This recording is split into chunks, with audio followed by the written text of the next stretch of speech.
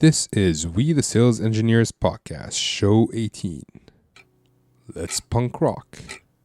Welcome to We the SEs Podcast, the show for sales engineers by sales engineers with your host, Ramsey Mazzaferri. Did you know that Roxanne didn't have time to record the snippet this time around? So you're stuck with my voice. I hope you enjoy the show. Hello, SE Nation, and welcome to another show of We the Sales Engineers with your host, me, otherwise known as Ramsey. Today's guest is Brian Mazzaferri. I really hope I didn't butcher your last name, but considering you butchered it yourself, you'll see that later. That's not my fault. So Brian is an SE. He works for Salesforce, which is a company you've probably heard me talk about a couple of times. It's, I guess, the dominant CRM out there right now. I'm not affiliated in any way, shape, or form. I just use it, and it seems that everybody else uses it. And because of that, I can imagine how busy these guys are. And so I'm very appreciative that Brian was able to take the time to come and talk to me, because he has 2 kids and he has a busy life as well. And this interview felt a lot less like an interview and more like a conversation between 2 friends.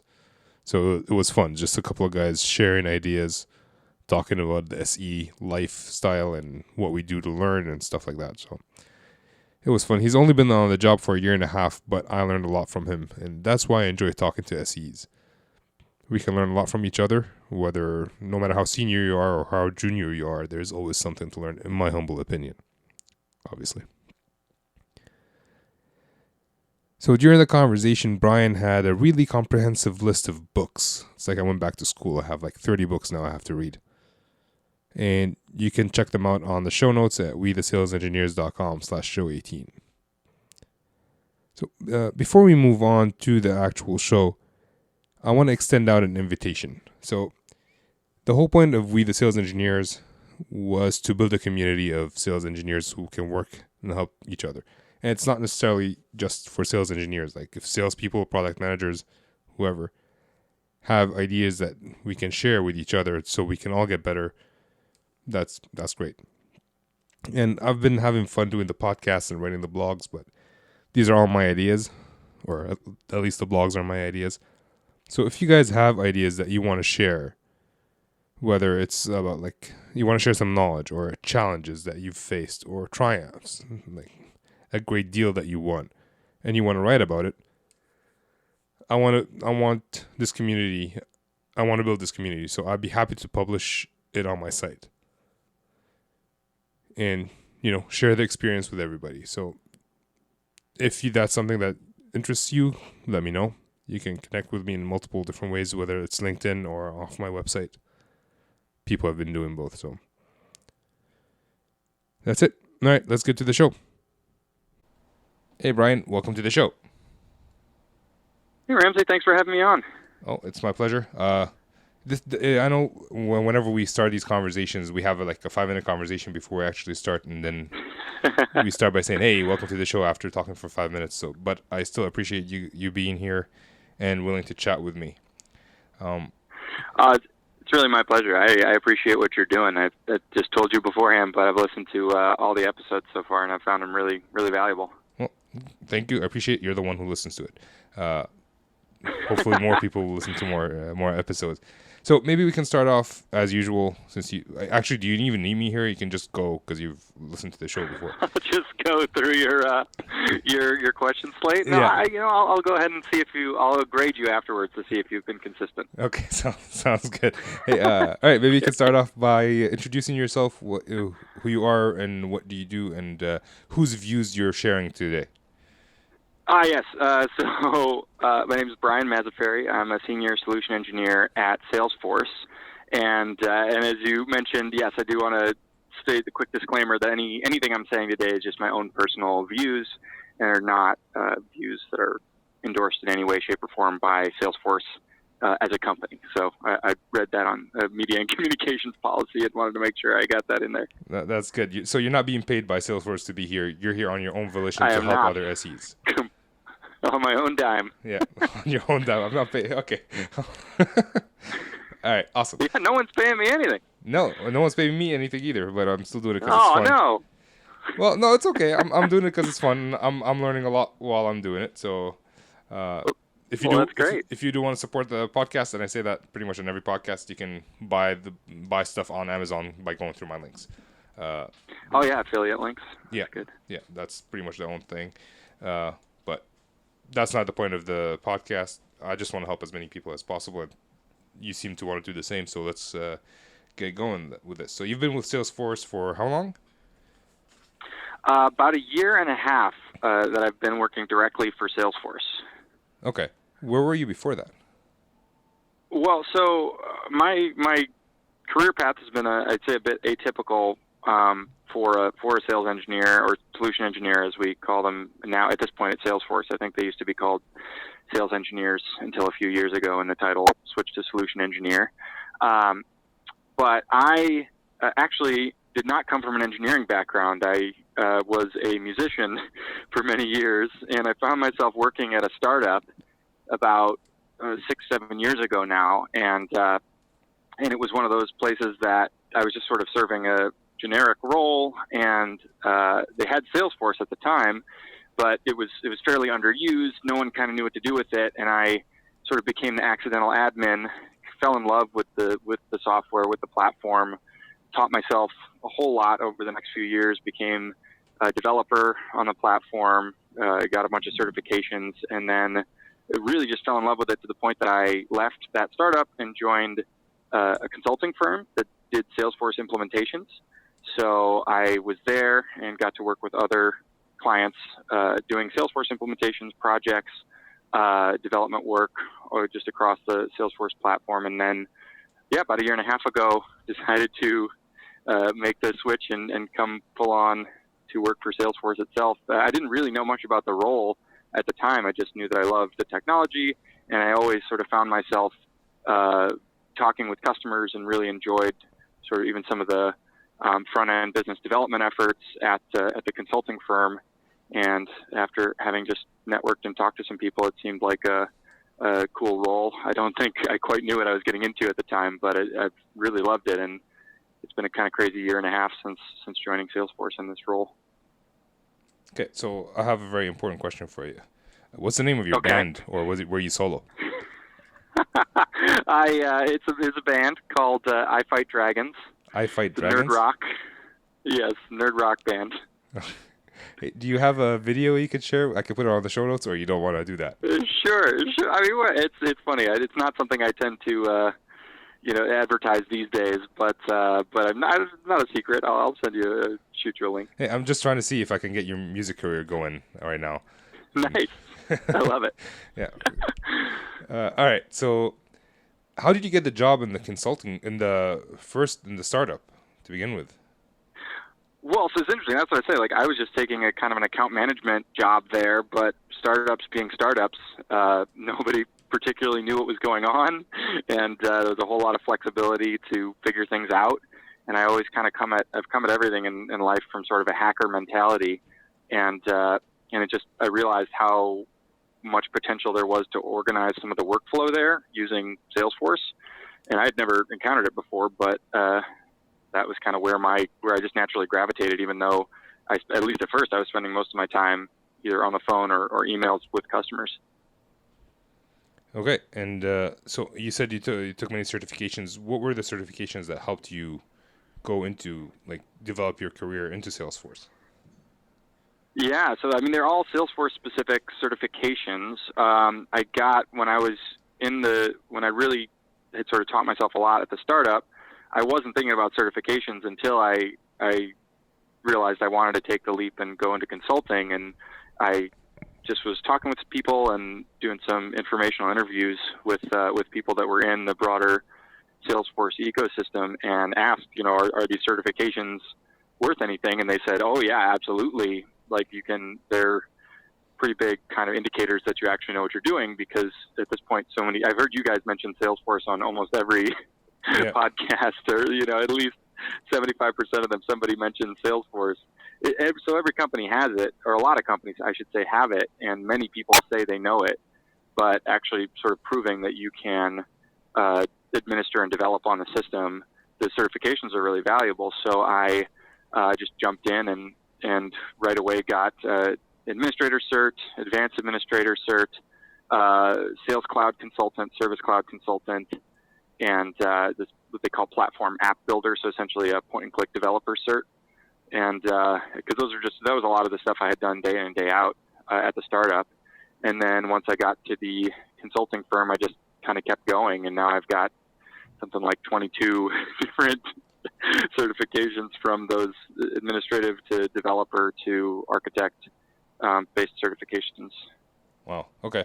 Do a lot of people have a lot of these? Like 22 certifications seems like a huge number. Is it a huge number, or are you? It's a lot. I would say there's not a ton of people that are quite as obsessive as I had become. And I also think, being somebody who did not come from an engineering or software development background, it was also a really enjoyable way for me to make sure my technical chops were up there where they needed to be, right? To not only kind of validate that from a career standpoint, but also for myself, knowing that I was going to be working with a lot of people that probably had a lot more either coding background or just plain experience in the tech world. I wanted to kind of make sure I left no stone unturned. So I've gotten I think, almost all. There's still a couple more certifications that I might pursue someday, the really, really advanced ones. But 22 is more than most people need. That's great. It sounds like a lot. Like I don't mean to say it in a negative way. It's as positive as possible. But it seems that your insecurities about your, I guess, abilities drove you to get this much better, to the point where you have 22 certifications. Well, you're psychoanalyzing me, man. Now it's the story of my life, right? Yeah. Well, I'm not I'm seeing myself in what you're talking about. Like, my insecurities drive me to do, like, hey, I'm not the best at this. I have to study this to become the best. And I'm talking like beat myself versus beating other people.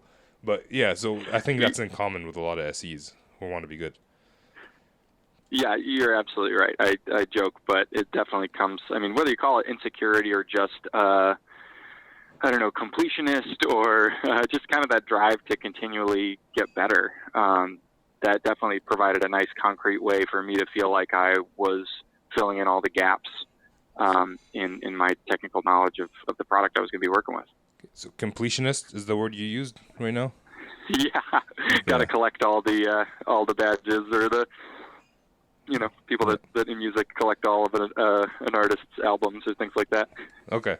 I've never heard of it. Got to catch them all. I'm going to use it in the title. Nice. All right. Okay. So you said you've been on the job for a year and a half, and you're enjoying. What are you enjoying most about the job? Oh, it's a tough question, because it really feels like the role that I didn't know existed, that I very much was built for. The blend of business savvy, technical expertise, and just general kind of free-form problem-solving, solutioning, and going back to that idea of a hacker mentality. Those are just the things that I love, and I've always sort of pursued them. But I love how much I'm learning all the time, and how much of a dividend that learning pays. So I think there's a lot of jobs where, and I've been in them, where you can sort of constantly seek to improve yourself, but it won't necessarily make you any better at the specific job you're supposed to be doing right there. And I feel like, as a solution engineer, whether you're improving your business acumen, whether you're improving your technical knowledge, whether you're improving your sales skills, or just plain learning about the industries that you're working with or selling to, like, any one of those I've found has paid such a huge dividend in terms of my own ability to do the job well and my career. So yeah, it's hard to pin down any one thing. I really just love the blend and the number of different things that it can be. Yeah, I think that's in common with a lot of SEs. Whoever loved the job, they love that for that reason. But I think no one's articulated it as well as you did right now. So thanks for that. Thank you. Yeah, I'm kind of jealous right now because I haven't been able to use that. But I'm gonna steal whatever you say. Just let you know, I'm gonna steal whatever you say here.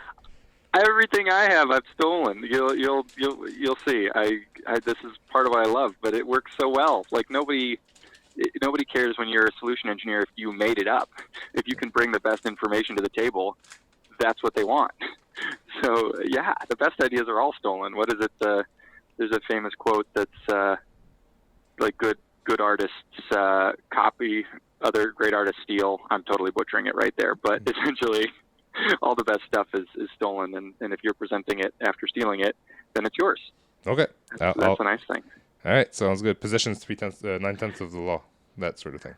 Nice. Yeah. So, what haven't you enjoyed about the job? Well, it's a good question. I'd say the most challenging piece for me has been feeling stretched pretty thin. So one of the things is I've been trying to learn about other sales engineers in other industries or other pieces of the tech stack or technical world. Most of what I've been reading about coverage ratios is a little bit different than my experience. So right now I'm aligned to 7 account execs. And actually last fiscal year at Salesforce, I was aligned to 9. So, wow. Okay. And yet I actually am doing a lot more. So sometimes, from what I've read, that's not uncommon for like an inside SE. But at the same time, I'm doing a fair amount of travel and on-sites with customers and spending time on the road. So, kind of navigating how much sheer volume of work there is, I would say has been the biggest challenge. But I think that's also something that companies, as they grow and change itself. So I don't know. I think Salesforce as a company is also very responsive to that, and I think some of that may be changing too. So we'll see. Okay. So as of today, before things changed, how are you dealing with this? It's the biggest challenge. I'm not going to lie. I've even made some dashboards for myself in our analytics tool to measure my hourly usage for each different account exec and the sales closed and sort of essentially my dollars per hour of my time dedicated. So like trying to get some analytics based on where my time should be going has been something I've been working on. But the biggest thing is, and I think different people in my role in my company handle this very differently, but I keep a completely open calendar, and I try and just be really communicative with my account executives about what I'm doing, about being there for them totally. But at the same time, if things are competing as far as different meetings or different customers that have needs for demonstrations or architecture reviews or on-site commitments, it's not so much me saying I'm going to do this as it is saying, all right, well, guys, you're both on the team I support.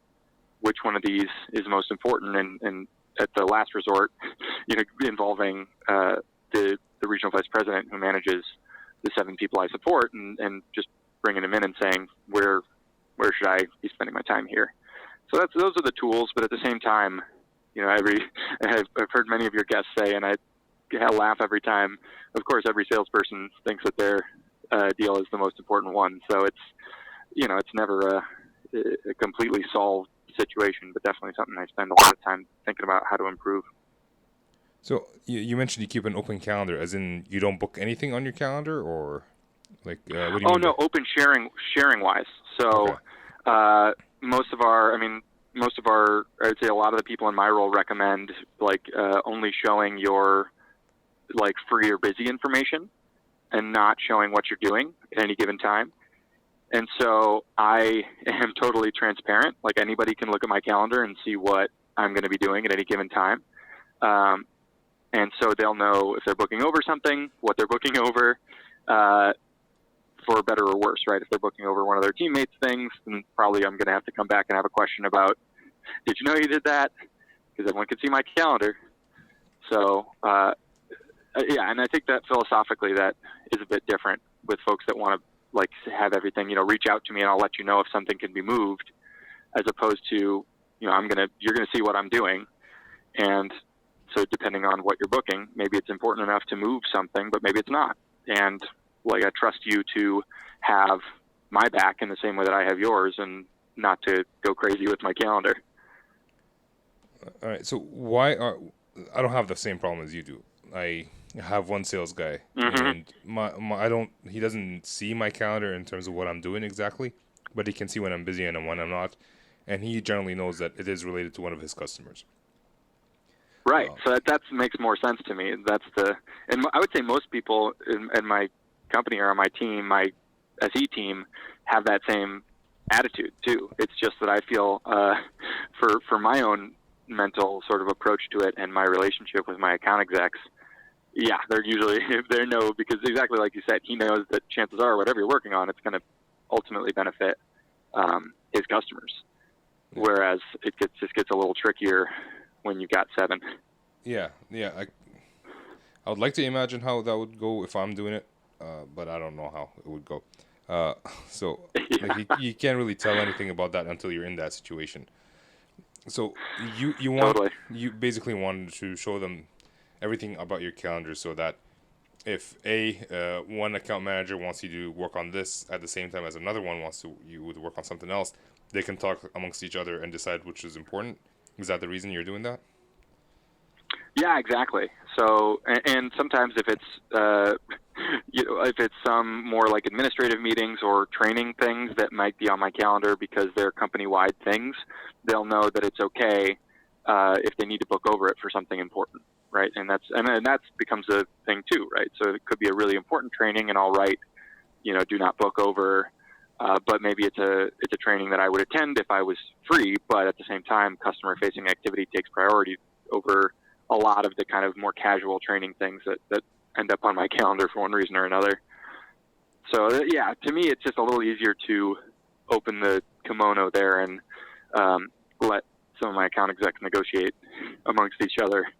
And so weirdly, I find that because I'm open about it, I think they're a little more considerate of my time too. I don't end up with as many just kind of insane days as I used to before when I mostly had it blocked. So if let's say a customer has an hour-long meeting, or Mm-hmm. you're booked for an hour-long meeting, and then your other account manager wants to book you like right after. Is that so? Oh yeah. When do you do the administrative stuff that you need to do to answer meeting 1 and then answer meeting 2 if you're booked the entire day? Well, it's a great question. So that's part of where so then I also put things on my calendar, whether it's time to build a demonstration or whether it's just prep time or admin time to respond to emails. Like I'll block out things like that too, if I need that time, or especially when you're doing more deep work type stuff like building a demonstration. You can't do that sort of in 30-second chunks. You kind of have to block out a few hours. So I'll block that stuff out too, especially if I'm doing an on-site. I'll as soon as I get booked for the on-site, I will book out travel time to and from, and usually even if I'm not having much travel, I'll sometimes even book a half hour after a big meeting if I know that there's potential it could run over. A big demonstration, I'll just book a half hour and mark it as overrun, so that people know if they want to book that. Hopefully they'll just book a half hour later. Yeah, it definitely does take up a chunk of time to kind of manage my calendar, but at the same time, it's been a learning experience and something I think I've gotten better at. And your account managers are okay with you booking like extra time to like respond to email?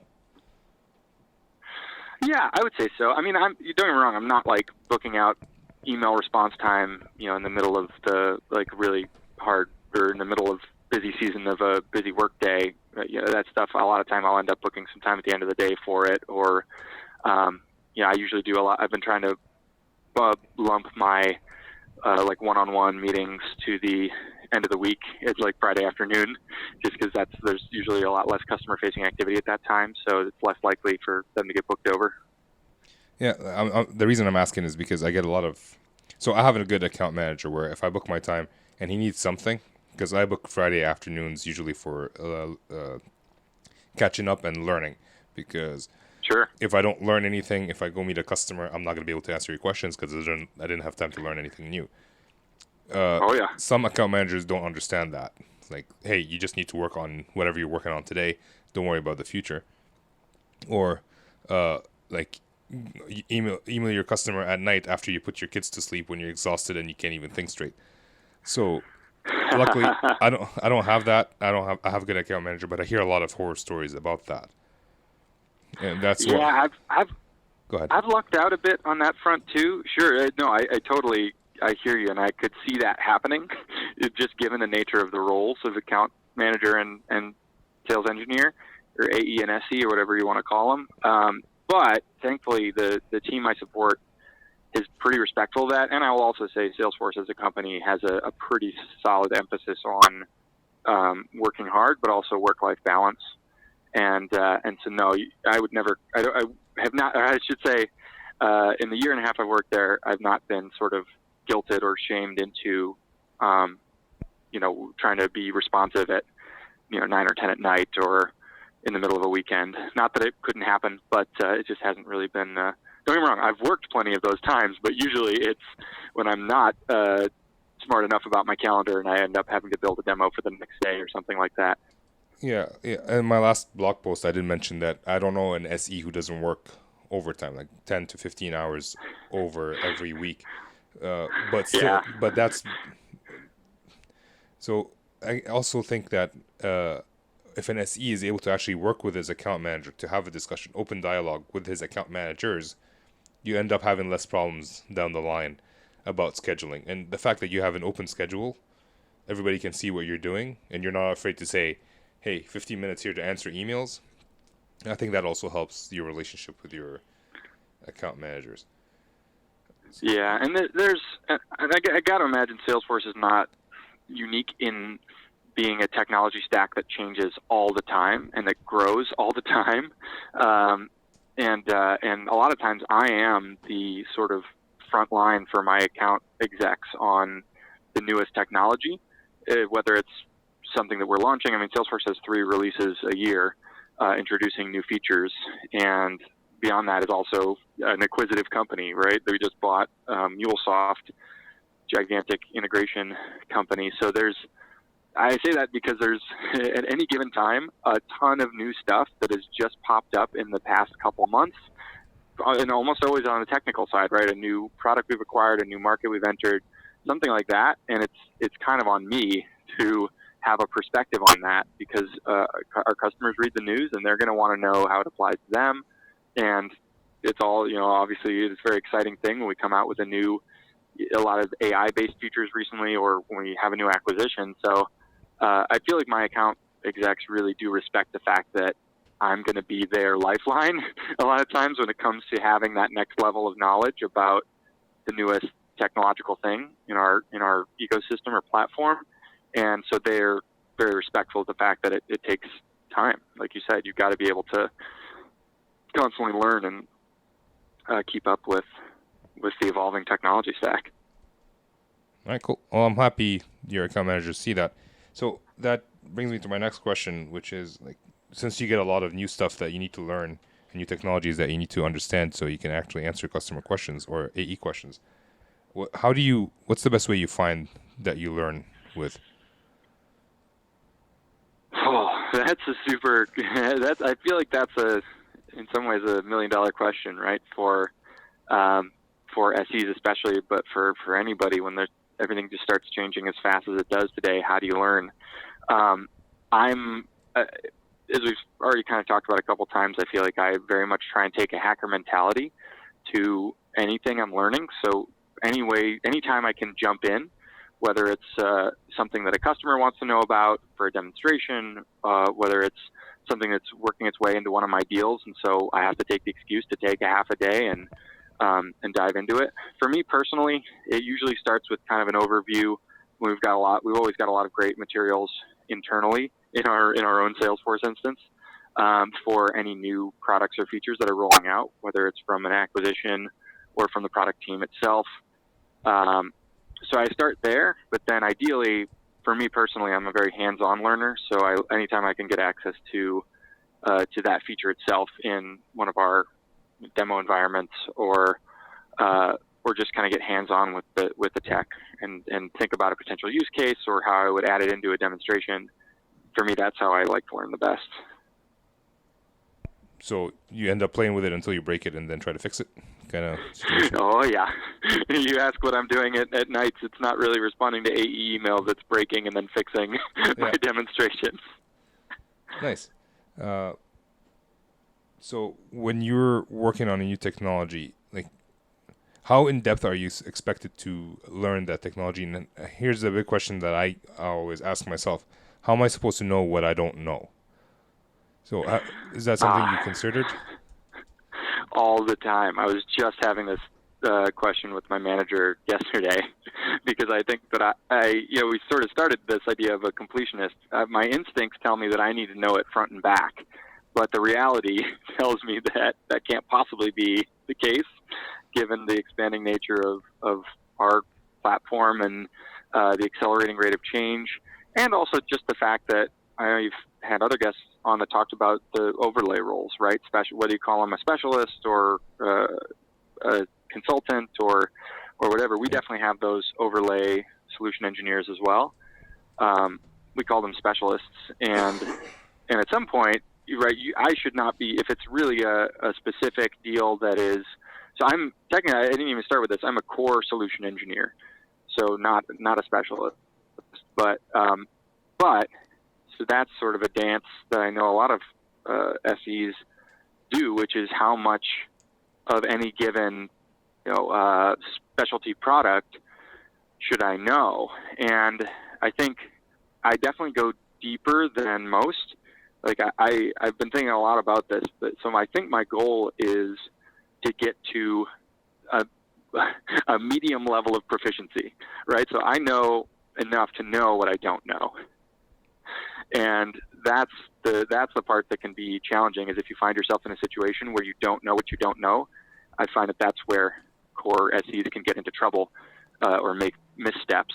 And so I'm always trying to very quickly get myself to the point where I at least know the things I don't know. And so those are the signals for me to bring in a specialist. But at the same time, that way I know enough to understand the full feature or tech or whatever it is we're discussing in the context of the wider platform and the solution that we're presenting. Because I think that's also a challenge. The more that portfolios or platforms expand, the harder it is to know everything at even a medium level of proficiency. Yeah, no, but that's very good. The fact that you get in depth enough to know what you don't know, which is, it's hard because sometimes they end up asking you questions that it's like, I have to get back to you because I have no idea what you're talking about right now. So that's a difficult thing to say.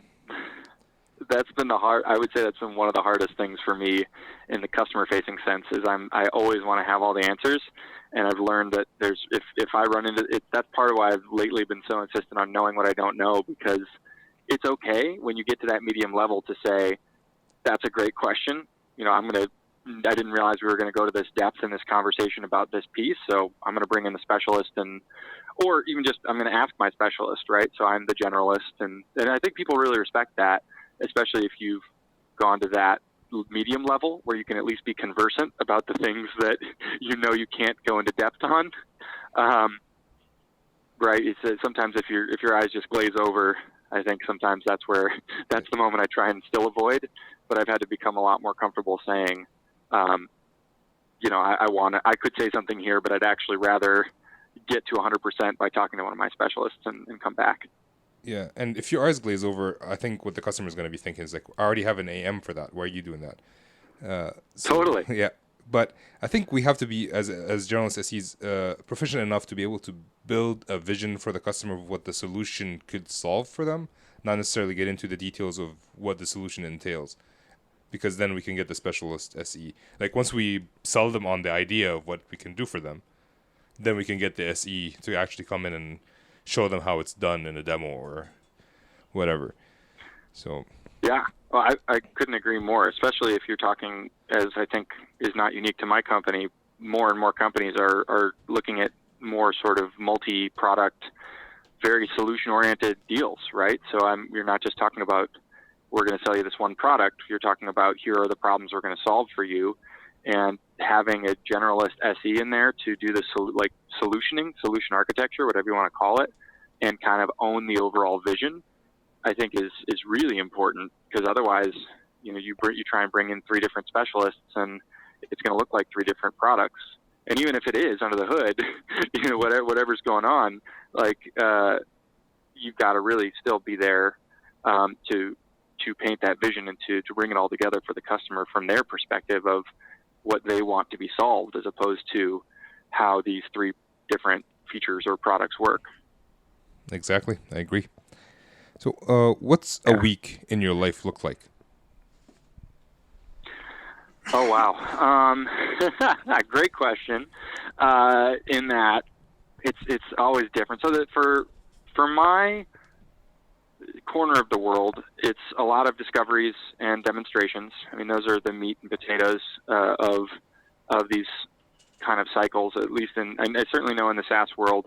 I'm learning more about other types of worlds, but I think worlds that involve more. I've heard you talk a lot about POCs, and that's not really a part of my cycle in general. It's not that it never is, but especially because Salesforce is just 100% cloud solutions and it's all subscription based. It's very much sort of, you know what you're going to get. There's not sort of as much real world load testing thing. I mean, I'm starting to reach the edge of my depth here, but things that if I were a customer buying technology which had more of a hardware and infrastructure element, I think I'd be more concerned about making sure I had the real working version in front of me.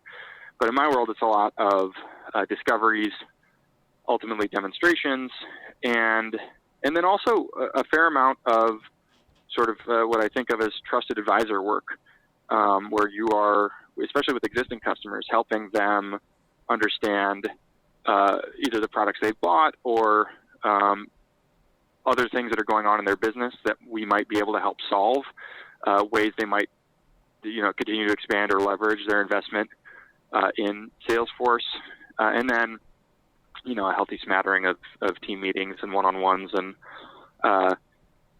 individual kind of administrative things, and then some small chunk, hopefully, of training as well, and continuing to learn and things like that. I'll also mix in that Salesforce has a pretty big emphasis on volunteer work, so at least with some regularity there. There's also work time hours that are devoted to, for me, it's a nonprofit in Chicago that I do some pro bono work for. Nice. Can you volunteer to take care of your kids for a day? Or is that's not how it works? Only if I found a non-for-profit corporation dedicated to my children. Not a bad idea. You can start one. Although I don't know if the government would grant me that. Yeah. Okay. Well, we're in Canada. It might happen. I don't know about you. Hey, it's true. Yeah. So, do you travel often? You mentioned travel. How often do you travel? Yeah, I'd say so it really, I know it varies hugely across the different areas of Salesforce, but for me, and I specifically focus on the manufacturing industry, and I cover a territory of customers that are 200 to 5,000 employee companies, and I work in the sort of Detroit, Michigan, Ohio, Chicago, Indianapolis. It's not exactly a fully like state lines defined, but a central part of the Midwest. So within that territory, I'd say I travel 1 day a week on average, 1 to 2 days a week on average, that I'm sort of in territory visiting customers, on site, either for discoveries or demonstrations or architecture reviews, events like that. Okay. And, the reason I was going with there is, and if you want, we can not talk about this. Just how do you manage, like you talked about Salesforce being very work-life balance oriented. How do you manage travel with family and kids and work and all that? It's tough. I'm not going to lie. I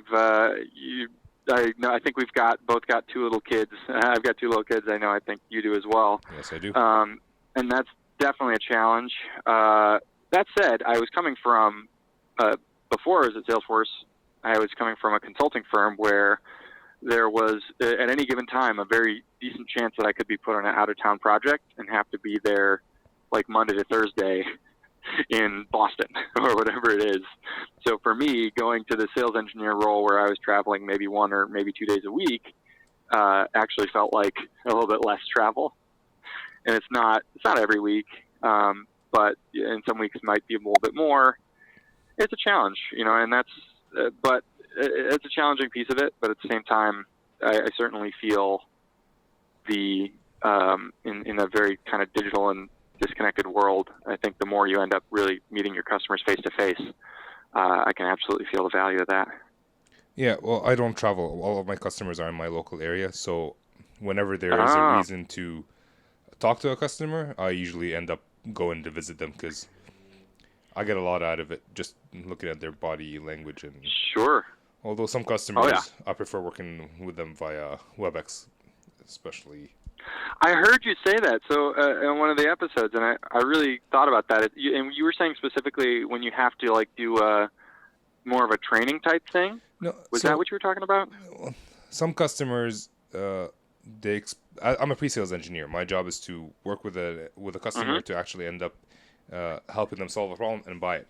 Some customers, when you show up on site, they just give you their access and they walk away. So you're not actually working with the customer. Yeah. So it becomes more like doing stuff on their behalf instead of helping them solve a problem. And they will never actually understand how it works. So the next time they need to do it again, you're going to have to come in and do They'll it. Call you. Yeah. So I decided to do stuff through WebEx. That means they have to be on the other end. And they actually see me do stuff and they learn from it like that. And I'm doing it respectfully just because I want, what if I'm on vacation, which I am right now? How are you going to do this if I'm not there? Are you going to call me on my vacation? I might take your call. I might be on the beach. So it's all for helping the customer in the end. Sure. Yeah. I mean, I totally agree. And that's always a challenge from my perspective too, is I also am a pre-sales engineer, but at the same time, I work with a lot of existing customers, and there is certainly value to be said in making sure that they are understanding and leveraging what they've already bought really well. So that can be a challenge too, because it's not my primary role to be, at the worst case, you're talking tech support, but sometimes it's right in the middle, right, where you're actually just providing technical advisor type information that's really helping them with best practices or with architecture, philosophy, whatever it is. So that's definitely a struggle as well, is where does that line sit and how do you help serve as a great technical advisor with your customer success in mind without starting to open that door and becoming tech support. Yeah, and the more they use the equipment, the more they're going to end up buying in the end, or in your case, your solution. Sure. If they buy it and they don't exactly. use it, they're not going to renew support if there is such a thing, or you won't be able to upsell them to anything better down the line if they're never going to use it. So you have to kind of make sure that they paid for it. Use your investment, basically. Yeah. Well, now you're interviewing me, which is not fun. So let me go back to asking you questions. Do you have a mentor? Good conversation. Yeah, no, it's fun. I enjoy it. We'll have if I ever end up being in Chicago or you want to come up to Ottawa, we should hang out. I'd love that. Sounds good. It's a date at some unforeseen future. Do you have a mentor? Well, that's an interesting question. So I don't feel like I have someone that is where I've said you are my mentor. But at the same time, there's definitely been people, even just in the year and a half I've worked at Salesforce, that have, both my manager last year and my manager this year, have had a huge influence on my understanding of the role and the job, and my understanding of my career path and where it might go from here. So I don't know. I wouldn't say that I've sort of explicitly said you are my mentor to anyone, but there's definitely several individuals that I talk to regularly and get their kind of feedback and advice in an organic way. Would a mentor be beneficial, or you don't see a value in that?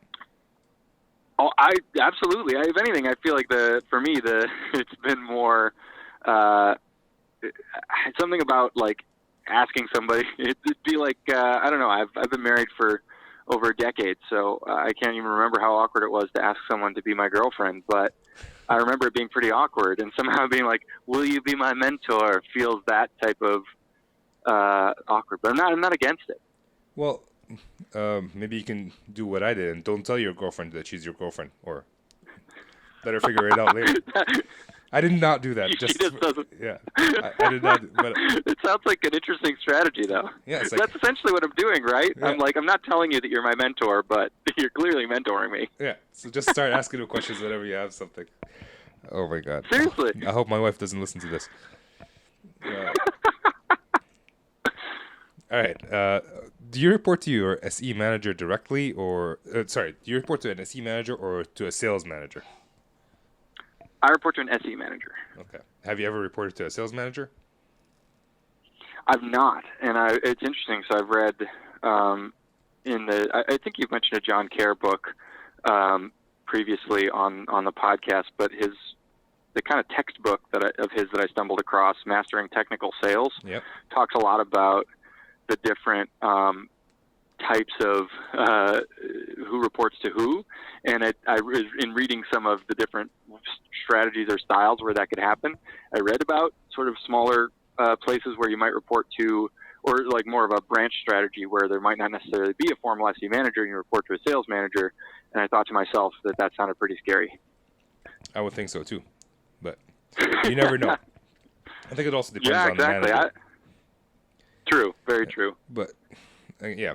Anyways, I think the goal of the SE is kind of, although we have a similar goal in the end for the customer, we go about it in different ways. So having to report directly to the sales guy or the sales manager, just, I don't know. And I think that, yeah, totally. And the thing that just comes back to me about that is like the sales managers are always just very, very directly focused on revenue numbers, as well it should be, right? That is their primary directive. But with the way you talk about needing to take time to learn, ultimately to fuel future sales, like that, it just ends up being a more layered set of objectives, I think, in the SE role. And so I for me, it really seems to make sense to have a manager that understands driving those more layered objectives. Yep, I agree. So, you know what? I feel like I can talk to you forever, but I think we need to move on to the next round. And you already know what it is. Sure. The not so fire round. The not so fire round. That's right. I'm glad it's catching on finally. I did add one more question for you because you already know the answer, so you might be going through that faster. So let's start with this. Uh-oh. Okay. Other than a notebook and a pen, what is an essential tool an SE should be using? Sure. So this is always going to be an interesting one because I don't use a notebook and a pen. I started trying to use a notebook and a pen when I started because, especially when you're on site with people, I feel like it feels more personal. But the sheer volume of information I had to capture, I found myself like either spending too much time transcribing or using like capture tools. So I don't use a notebook and a pen, but I do think that, and I'm obviously biased because I work at Salesforce, but your CRM system, I think for me is just invaluable, especially if you work with any volume of customers. Like, and if you change patches or change customers with any regularity, like having that history and being able to tap into the past history is just huge, both from, I would say, from knowledge sharing perspective. So like Salesforce, I don't know if you guys use Salesforce Chatter for knowledge sharing or things like that internally. We do. Maybe you have a different knowledge sharing. Okay, so yeah, so being able to go to the files and look up past presentations that were made for this customer, and be able to put my own information in there. Like, to me, that's just kind of essential, both for files, collateral, for taking notes, seeing my own notes and past notes, and then for that internal collaboration piece of being able to not only like ping people, but have that as a persistent part of the system. I find that I rely on that a crazy amount. But so the CRM, obviously, but the other piece that I'd say that I feel like sometimes gets neglected is a personal productivity system. So like for me, I'm a big getting things done disciple, like GTD. I don't know if you've ever heard of that. Yeah, I've read the book, system. been trying to implement that, and I always stall at actually getting started. No, it's so funny you say that, because I so many people that I really respect, I've tried to introduce this to, and for whatever reason, it just does not fit their brain, or it just doesn't. It's not as natural a fit for them. But I started doing it maybe 10 years ago, and it's just been, now it's the way my brain works. And so, but I've never had to use it as severely as I have since starting this role, just because there's so much to do. Like, I could never do it all to my satisfaction, even if I had twice as much time. So I'm just constantly tracking and prioritizing all of my different next actions. And I don't know how people without a system end up doing that. I got to imagine things fall through the cracks. It's very likely. Could you talk a little bit about GTD? Like, maybe tell the folks listening what it is about, and how, like, what are the essential rules of GTD, if you remember them. Sure. Yeah, of course. So GTD, getting things done. It's kind of a personal productivity system that I think it was first released maybe 15 years ago that the book had come out. And I, a few years after it came out, picked it up. And the core philosophies are that you should be managing your actions and not your time.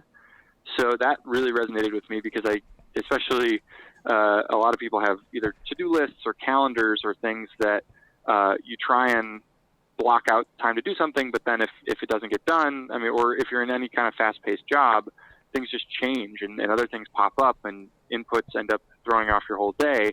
So then the things you didn't do have to go somewhere.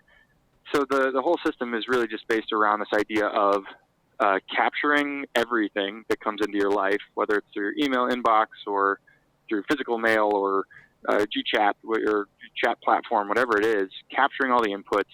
It's a very kind of structured way for organizing them into a set of next actions and then projects. So what he calls projects are just anything that's going to require more than one action to see it to completion. So like it could be something that you wouldn't really normally consider a project, right? Because it just might take 3 steps. But for one of my projects that I just checked off today, I had a next action today, was my wife needs a new phone. So I had a next action to call up the company and order a new one. So now I've done that, but it's not complete, because at some point I'm going to get the phone shipped and I'm going to have to finish activating it. So I got the project, and in a roundabout way, it's really all about capturing everything that comes in, having a trusted system to process it into next actions and projects, and then organizing those next actions so that you can, at any given time, be confident that you're working on the thing that you should be working on, and not spending time stressing about trying to keep organized in your head. Because that's one of his catchphrases is the mind is a terrible office. Like, you should be using your mind to work on your work, not to keep track of your work. That's excellent. Maybe down the line at some point we can do a video demonstration of what you were talking about in terms of that, if you ever have time. Or yeah, I'd love to. Yeah, it's very few people are interested to the level of productivity geekery. But it's something that I think about all the time. I'd love that. Well, it's not. I think it's not more for me. It's more about stopping things from going down through the cracks versus being more productive. That the way I do it is everything. Yeah, that's a good point. Yeah, everything that I have is like, if I have an action item, I put it on my Outlook calendar, and if I don't have time to do it today, I'll just move it to whenever I think I'm gonna have time. I'm not like desperately tied to the time. So that's how I track my stuff, but maybe it's not the most efficient way. And I read GTD like 3 times, so I haven't applied it. But you didn't actually end up taking the weekend to do the. There's like a 48-hour thing at the beginning where you're supposed to kind of kickstart doing it, but that's a big investment of time. Yeah, well, the thing that it is a big investment in time, and because of like having 2 kids right now, and one is 5 months old, it's just. Maybe that's an excuse that I'm coming up with right now on the spot. But no, I totally agree with you. I don't know how I would start it right now. Yeah, so I have a 4-month-old and a 2 years and 4-month-old, nice. And I don't we had enough time, or a hard enough time, trying to find this hour to talk. Yeah, well, we're doing it on the weekend, so it's clearing awesome. out a weekend. Yeah, exactly. It's good. I'm actually at the cottage right now. My family's upstairs. So. Oh, nice. Yeah, vacation time, buddy. Oh, wow. Yeah. So you already mentioned Mastering Technical Sales. Is there another book that people should be reading? So in the same way that I sort of pursued the certifications as a completionist, I've gone on a bit of a tear since starting the role to try and find out what I don't know. I've never even been in a remotely sales-oriented role until this one. So I actually started out reading a lot of sales books. I've heard you mention a few of them on the podcast previously. Spin Selling is probably my favorite, as far as a sales book that just speaks directly to what SEs should be doing in a discovery. That's probably the top one for me. But Solution Selling, also really, really applicable. I've heard someone else mention the Challenger Sale and the Challenger Customer. I really like both of those two, especially if you're working in any sort of enterprise environment where you've got just a lot of stakeholders. But at the same time, I also really like the Sandler material, which I think somebody else mentioned. I think across your various guests, I think these have all been mentioned, but I think they're really useful. At least for me, they've been very useful in different situations because the Sandler stuff. So I think his book was "You Can't Teach a Kid to Ride a Bike at a Seminar," but it's pretty dated because he's been dead for several decades. So I think a lot of people recommend the Sandler Rules more than that one. That stuff is very, very effective for simpler sales, like things where you don't have a wide-ranging constituency to try and deal with. You're just trying to, sell someone on the value of a simpler product that where there's a single decision maker. And then, let's see, I had the list here because I knew this question was coming. There's a book called Never Split the Difference. Yep.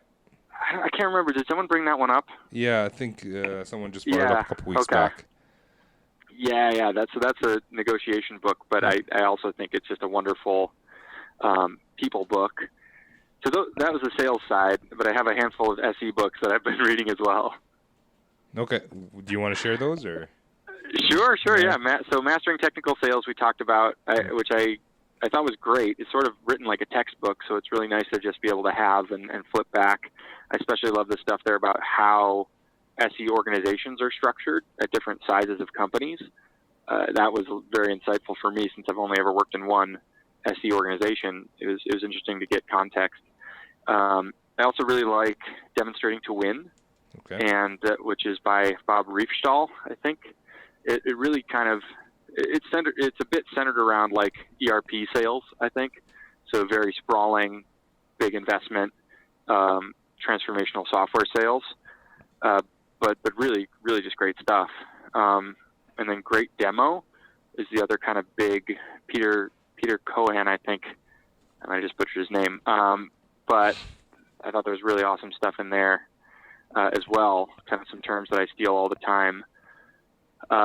And then the last one would be this is a very short book, which is mostly just applicable to demonstrations that you kind of get backed into, called Just Effing Demo. Okay. And it's I like that. That one's about a 30-minute read, but I really enjoyed it. At least I don't know if this necessarily applies to everybody's world, but at least in my world, in the SaaS world, there are plenty of times where you may kind of get through whatever circumstance, you kind of get backed into a corner and you have to give someone a demonstration on the spot and you haven't talked to them before. And so making that interaction a success, it can sometimes be tricky. And that sort of book is just specifically dedicated to that situation. Cool. All right. Yeah. So my next question is about time management, but you already talked about the GTD, so we're gonna skip that.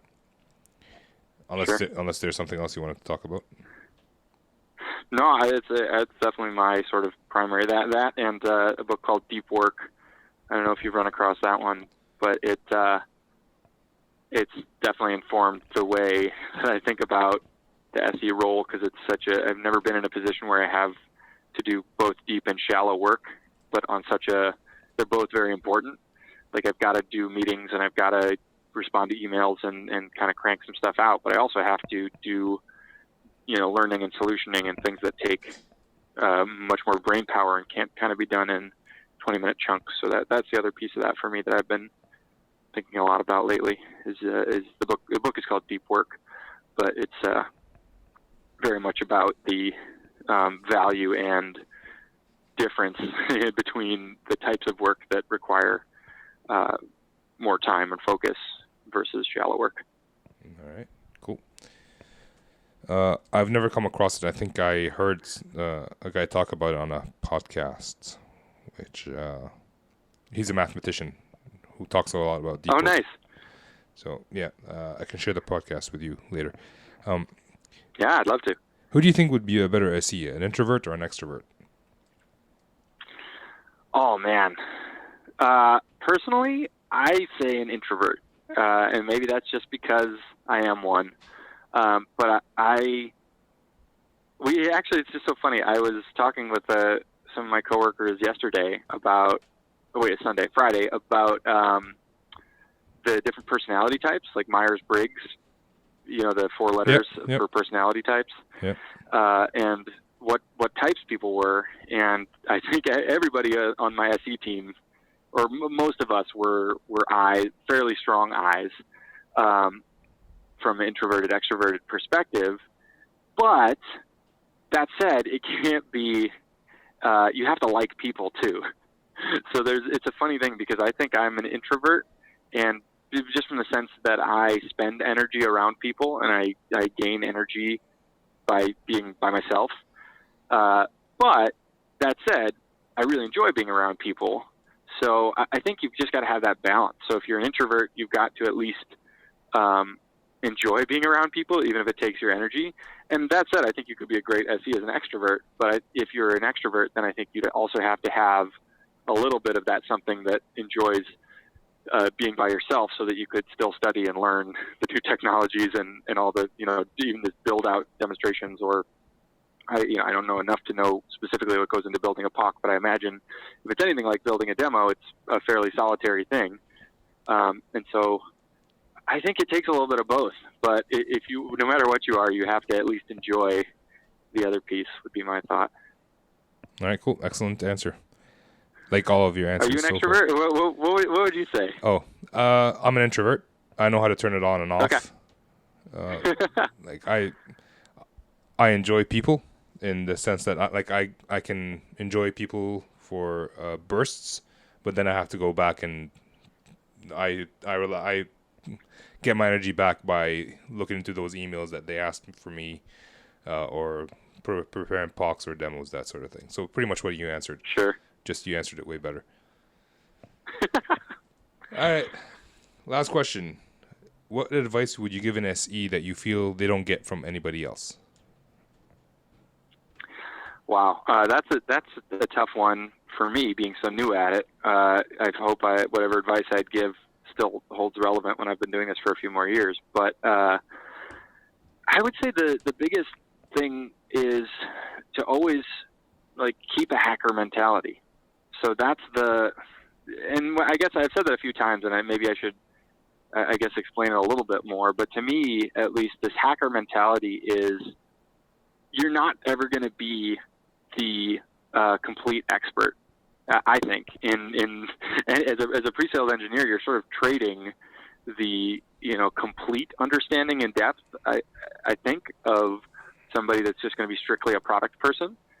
Right, you're actually just building the stuff day in, day out.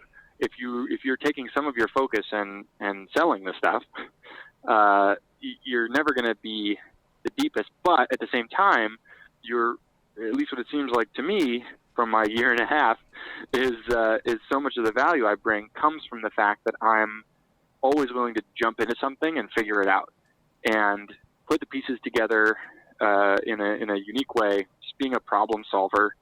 And that so far for me has applied both in the technical sense, like from a solutioning perspective, from a deal perspective, but also in the career sense or business sense, right? So I think this is probably colored by the fact that I work at a pretty high growth tech company right now, but I find that anytime I take the attitude of I'm happy to help, and even if I'm not 100% sure what I'm signing up for, it's generally been a great thing, or I've met great other people in the company, or outside the company if it's a project that fits outside the company, and just kind of jumped in and been willing to exhibit that kind of hacker, figure it out as you go, just try and add the most value you can to any given situation mentality.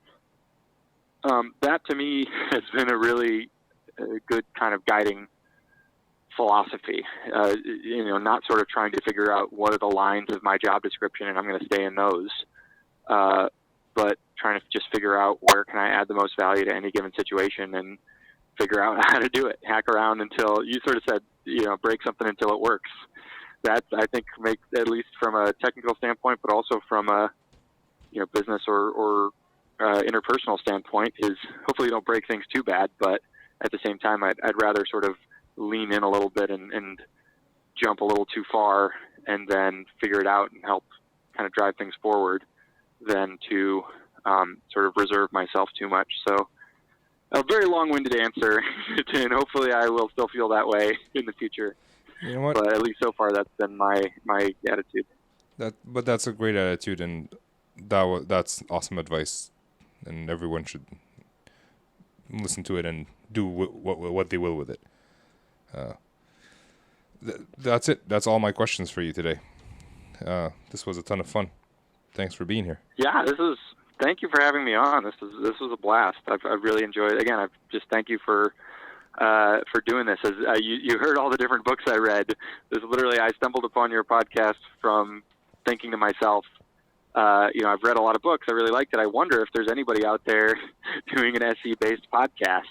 And it just was so funny because you'd probably only been doing it for a month or maybe two, and I happened to Google it and pull it up and just really, really loved all the episodes. So thank you for doing this project. I've found it super valuable. I appreciate that, and I'm happy you were actually able to find me on Google. Wasn't expecting that, so. Yeah, the SEO works. Yeah. Or maybe it was either Google or iTunes podcast, something like that. I can't remember if I just Googled it or did a straight search in my podcast app. But whatever it is, up. I'll take it. Beggars can't be choosers. So no, I appreciate that. I'm happy I can help, and hopefully I'll be able to do this for a while. Yeah, I hope so too. I really right. enjoyed hearing from all the different types of SEs you've had on. Cool, great. I can't thank you enough, and if I stay on the microphone, I'm gonna keep thanking you for a while. So how about we just end it here?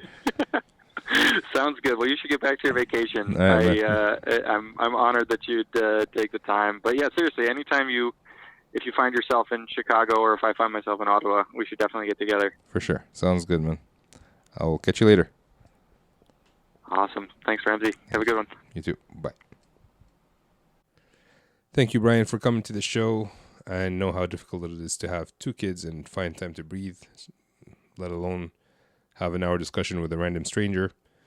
So I appreciate that. Thank you for your time. And if you want to check out Brian's band's website, I Fight Dragons, it's in the show notes.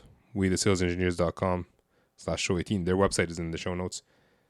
And a lot of their music is actually on YouTube, so check them out. Maybe Brian will hook me up at some point with some outro music, so you won't just hear me. You can actually hear something nice for a change.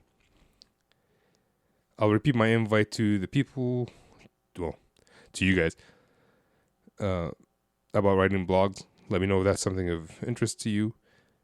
And thank you guys for listening and spending your time with me. If you have a little bit more time, feel free to rate and review the show or subscribe. And that's it. I gotta go. This is Ramsey signing off.